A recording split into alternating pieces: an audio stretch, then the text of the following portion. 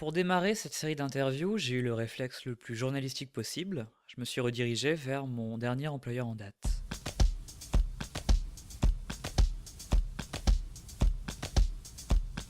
Alors, je m'appelle Damien Leloup, je suis responsable de la rubrique Pixel sur le monde.fr qui s'occupe de tout ce qui est révolution numérique.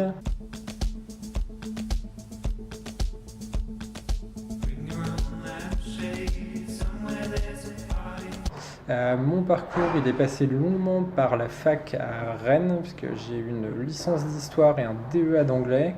Et après ça, j'ai passé les concours 2 années de suite. Je les ai ratés la première année. La deuxième année, j'ai eu le concours de Lille, où j'ai fait 2 ans.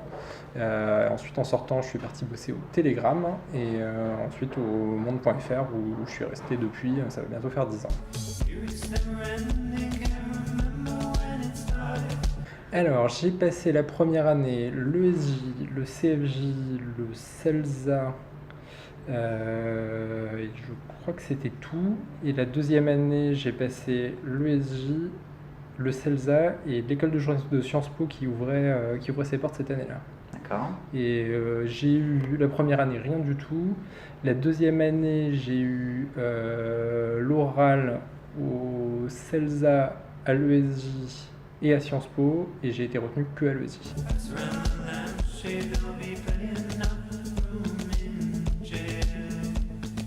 Alors les révisions, c'était un peu particulier parce que je connaissais personne d'autre qui préparait les concours, donc ça a globalement consisté en une année où j'avais un boulot à temps partiel et où je passais le reste de mon temps à la bibliothèque universitaire à Rennes 2 à faire des fiches du monde globalement, à lire des bouquins et à me renseigner. L'autre difficulté que j'avais, c'est que Internet n'était pas encore très développé, donc j'avais pas beaucoup d'accès aux archives des épreuves des années précédentes. Alors, la deuxième année, c'était moins grave. La première année, ça m'a assez plombé et ça m'a en partie fait rater le concours du CFJ parce que j'avais pas trop d'idées de à quoi ressemblaient les épreuves au-delà de la vague description qu'il y avait sur le site du CFJ. C'était pas une très bonne idée. Donc en gros, j'ai commencé à bosser vraiment sérieusement après Noël, globalement, en préparant surtout l'épreuve d'actu parce que c'est celle qui est le plus facile entre guillemets à réviser. J'ai fait des essais pour d'autres épreuves des concours, donc notamment il y avait une épreuve de synthèse, donc ça c'était assez facile entre guillemets de se préparer. Et puis j'ai fait des essais d'épreuves d'écriture, etc. Mais c'était le gros du temps, c'était quand même préparer des épreuves d'actu qui étaient communes en plus, qui étaient communes. Il y en avait dans tous les concours. Alors l'oral, c'était un peu 3 cas différents, parce que Sciences Po c'était la première année, donc j'avais aucune idée de ce qui se préparait. Donc j'ai pas vraiment fait une préparation spécifique, et ça a été une catastrophe d'ampleur intersidérale. C'est le pire oral que j'ai passé de ma vie, parce que c'était un oral de 45 minutes de motivation. Et au bout de 5 minutes, je savais que j'allais pas être pris, que c'était fini. La demi-heure suivante a été. Donc voilà, ça a été très très long. Le CELSA, c'était des oraux assez classiques. Il y avait une épreuve d'anglais, donc ça c'était c'était une préparation un peu générique de motivation. J'avais potassé un peu ce que je voulais dire sur ma motivation, et qui était un boulot commun pour tous les concours de toute façon. Et l'ESJ, c'est un peu pareil. Alors, il y avait une épreuve de motivation qui est assez importante de ce qu'on m'avait dit, parce que à ce moment-là, je connaissais une personne qui avait été prise l'année d'avant, donc qui m'avait un peu renseigné sur comment ça se passait. Donc l'oral de motivation était assez classique. Par contre, il y avait une épreuve qu'il fallait préparer à l'avance sur 6 sujets d'actu avec des thématiques. Et en gros, il fallait préparer un traitement ou une idée de traitement sur chacun de ces 6 sujets. Donc il fallait préparer... Sur les 6. Oui, sur les 6. Sachant qu'en parallèle entre le moment où j'ai su que je passais à l'oral et le moment où on passait l'oral, en fait je faisais des semaines de 60 heures à Ouest France où je bossais à la locale et j'avais pas du tout le temps de préparer. Donc du coup j'ai écouté des gens qui ont été pris dans ma promo, qui avaient fait un travail de titan pour préparer, qui avaient interviewé des dizaines de personnes sur chaque sujet, etc. Donc du coup moi j'ai surtout essayé de trouver des idées d'angle originales et des présentations un peu originales en me disant que ça pouvait retenir l'attention des gens à qui je présenterais, quoi. Et ça a plutôt bien payé parce que je suis tombé sur un sujet sur Michael Moore, Et sur les... C'était en quelle année? C'était en 2004 du coup, je crois. Donc l'année de... un peu après Columbine, 2 ans après Columbine. Non, 5 ans après Ouais, non, Columbine. c'était plutôt... Ouais, c'était au moment de Fahrenheit, c'est même En dommage, 2004, ouais. oui, c'était Ouais, à Cannes 2004. c'est ça. Ouais. Et du coup, c'était un peu sur le... Je me souviens plus exactement de la formulation, mais c'était sur les opposants à l'air Bush en fait, Ouais. dont Michael Moore. Et du coup, j'avais préparé un truc avec un jeu de cartes où j'avais recustomisé des as pour mettre la tête de Michael Moore, de candidat démocrate qui titillait un peu l'administration Bush sur la gauche, etc. Et ça s'est bien passé.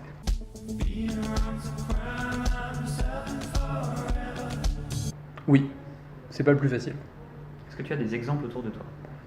J'en ai un qui est assis en face de moi toute la journée, qui est William Oduro, qui est notre bricard jeu vidéo, qui n'a pas fait d'école, qui est diplômé en philo et qui par contre avait un CV assez impressionnant parce qu'il a bossé dans plein de publications, essentiellement de la presse P en jeu vidéo, mais gros CV, état d'esprit qui collait bien avec ce qu'on fait nous et ce qu'on cherchait.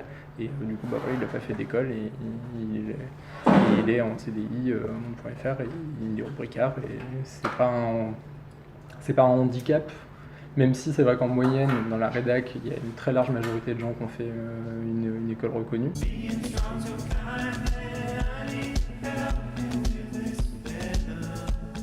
Alors c'est compliqué parce que ça dépend aussi des services et des périodes auxquelles les gens sont rentrés dans la maison, parce qu'il y a des époques où il y a plus ou moins d'embauches, des époques où c'est plus ou moins facile. Je sais pas, je dirais sur l'ensemble de la maison, je vais te dire une bêtise, mais je dirais 80 ou 85% de gens qui ont fait une école et 15% qui l'ont pas fait. Après c'est 5 vrai que... personnes sur 6. Ouais, que ça doit être quelque chose comme ça. Après, c'est vrai que les gens qui n'ont pas fait d'école, ils ont quasiment toujours une des deux caractéristiques, soit d'être hyper pointus dans dans un domaine de spécificité, une rubrique ou des compétences dans un domaine particulier, l'éco, la science, etc. Soit ils ont déjà une carrière assez confortable derrière eux avec beaucoup d'expérience et beaucoup de publis dans la presse gênée ou spé, quoi. C'est vrai, c'est juste plus dur.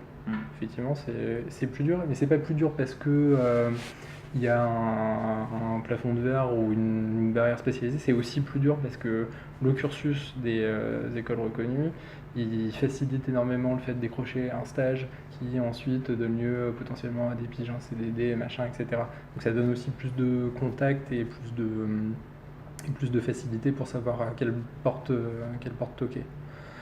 Après, c'est sûr que les gens c'est quand même c'est des diplômes qui ont quand même aussi une valeur, quoi.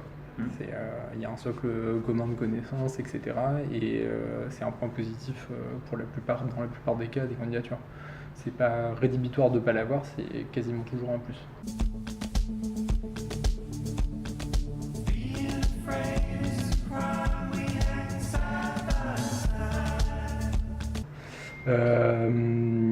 Moi, mon expérience, c'est que les écoles reconnues, il y a un cursus qui est sérieux, au minimum. Il y a un truc minimum qui est sérieux. C'est pas toujours le cas dans les écoles non reconnues. Je les connais pas toutes, mais voilà, moi j'ai parlé avec des gens qui sont passés par des écoles non reconnues et vraiment j'ai eu peur, quoi, pour eux parce que ça coûte cher. Et des fois, le cursus est quasi inexistant. Moi, j'ai entendu des gens qui me racontaient ne serait-ce que le matériel auquel ils avaient accès dans leur formation. Je disais, mais c'est pas possible aujourd'hui de faire ça. Et puis, c'est beaucoup plus, comment dire, c'est beaucoup plus un saut dans l'inconnu, quoi. Donc, pour les gens qui ont le choix, vraiment, c'est quand même difficile entre une école non reconnue et une école reconnue. Il y a quand même une différence qui est quasiment tout le temps qui saute aux yeux, quoi.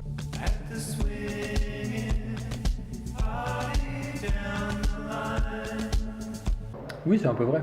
C'est un peu vrai parce que la sélection elle-même aussi, elle a un côté de formatage et c'est un enseignement du coup qui est commun avec des méthodes, des trucs de fonctionnement qui donnent un truc de formatage. Mais le formatage, c'est très mauvais quand ça formate le cerveau et la manière de penser. Par contre, des méthodes de boulot et des pratiques de taf communes, c'est important en fait. Et c'est pas parce qu'on a appris à faire un flash de radio exactement comme les gens des 12 autres écoles qu'on perd sa capacité de penser et qu'on a le cerveau lavé par le format, quoi. Moi, j'ai un peu plus confiance que ça dans le cerveau des gens.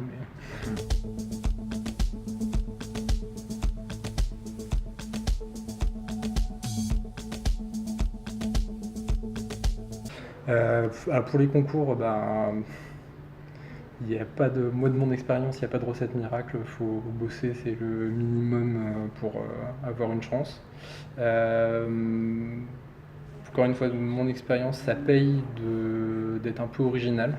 Voilà, il y a beaucoup de gens qui passent ces concours, c'est bien de réfléchir à ce que vous avez de plus que les autres ou de différent des autres et d'essayer d'en faire un atout, notamment pour la partie orale, parce que c'est le moment où on a le plus d'opportunités de le montrer. Après, pour rentrer dans le boulot, c'est pareil, il n'y a pas de recette miracle, c'est souvent long, c'est ingrat, il faut enchaîner 50 propositions de pige, avoir 10 refus, 35 qui répondent même pas, et puis peut-être au bout du compte, il y en a un qui dira ok. Donc faut s'accrocher, mais surtout il faut bien cibler. C'est pas la peine d'envoyer 100 candidatures ou 100 propositions de pige à tout va si vous les envoyez pas aux bonnes personnes, si vous les envoyez pas sur des sujets ou des thématiques qui vont intéresser le canard ou la radio ou la télé. Donc avant de candidater, il faut faire un peu ses devoirs, il faut rechercher qui est l'interlocuteur, qu'est-ce qu'il cherche en ce moment. Alors c'est plus facile quand on connaît quelqu'un qui est passé par là ou qui y bosse, donc c'est aussi en ça que le côté école, machin, ça joue aussi parce que sur une promo de 50 personnes, on a souvent quelqu'un de l'année au-dessus, de l'année en dessous, de la même année qui est passé dans tel rédac ou qui y est et qui peut du coup filer des tuyaux sur est-ce qu'il cherche des gens en ce moment, c'est quoi les postes sur lesquels la boîte veut investir et tout. Et en fait c'est important. Ouais, ok, merci. Alors j'aimerais, si tu l'acceptes, sonder un peu ta culture G au hasard, comme vont le faire les étudiants. Ouais. Tu vas me donner 3 chiffres entre 0 et 200. 123. Alors un premier, 123.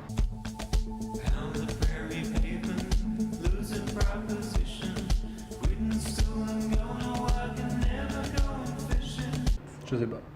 Tu sais pas? Non. Ok, un deuxième chiffre? 145.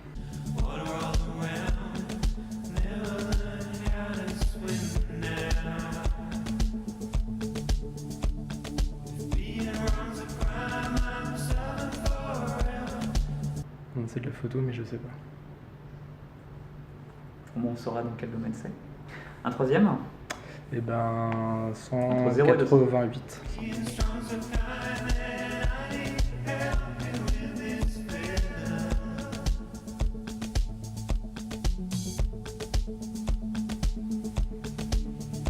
Alors, douane, SRPJ, UCLA.